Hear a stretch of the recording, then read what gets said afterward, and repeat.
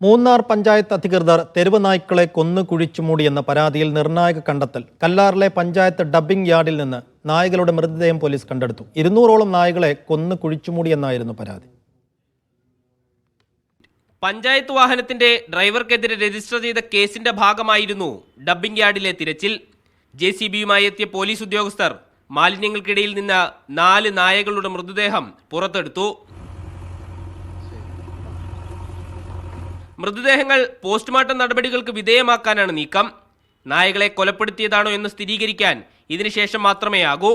Animal rescue team എന്ന പേരുള്ള മൃഗസ്നേഹികളുടെ സംഘടന നൽകിയ പരാതിയിലാണ് നടപടി.